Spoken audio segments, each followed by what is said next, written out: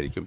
ഇനി ഇതുകൂടാതെ മറ്റ് ചില കാരണങ്ങളും കൂടെയുണ്ട് ഈ റേറ്റ് ഡിഫറൻസിന് കാരണങ്ങളെന്ന് പറയുന്നത്. ഒരു സോളാർ പ്ലാന്റ് എന്ന് ഉദ്ദേശിക്കുന്നത് അതിലുള്ള വ്യത്യസ്ത സാധനങ്ങൾ അല്ലെങ്കിൽ വ്യത്യസ്ത എക്യുപ്മെൻറ്റുകൾ കൂട്ടിയോജിപ്പിച്ചിട്ടാണ്. പാനലുണ്ട്, DC DB ഉണ്ട്, AC DB ഉണ്ട്, ഇൻവേർട്ടറുണ്ട്, അതിൻ്റെ ഉള്ള കേബിൾസ്, എർത്തിങ്, ഇതിൻ്റെ ക്വാളിറ്റി എല്ലാം അതിൽ വ്യത്യാസം വരും. ശരിക്കും പറഞ്ഞു കഴിഞ്ഞാൽ ഒരു പ്ലാന്റ് എന്ന് പറഞ്ഞാൽ പ്രീമിയം, മീഡിയം, നോർമൽ എന്ന് പറഞ്ഞാൽ 3 തരത്തിലുള്ള ക്വാളിറ്റികളുണ്ട്.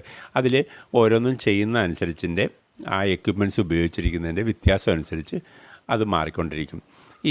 ഇതിൽ നമ്മൾ പ്രധാനമായിട്ട് ശ്രദ്ധിക്കേണ്ടത് ആ കമ്പനിയുടെ ക്വാളിറ്റി, അവർ സർവീസ് ചെയ്യുന്നതിൻ്റെ ക്വാളിറ്റി, അവർ മുൻകാലങ്ങളിൽ എങ്ങനെ സർവീസ് ചെയ്തിരിക്കുന്നു. രണ്ടാമത്തെ സംഗതി, അവരുപയോഗിച്ചിരിക്കുന്ന മെറ്റീരിയൽസിൻ്റെ ക്വാളിറ്റി, അത് നല്ലതാണോ എന്ന് നോക്കേണ്ടതുണ്ട്. കാരണം എന്ന് പറഞ്ഞാൽ ഈ സോളാർ പ്ലാന്റ് എന്ന് പറയുന്നത് ഒരു ക്വാളിറ്റി മെറ്റീരിയൽ സെലക്ട് ചെയ്യുക. ഇതൊരു 25 വർഷത്തേക്കുള്ളൊരു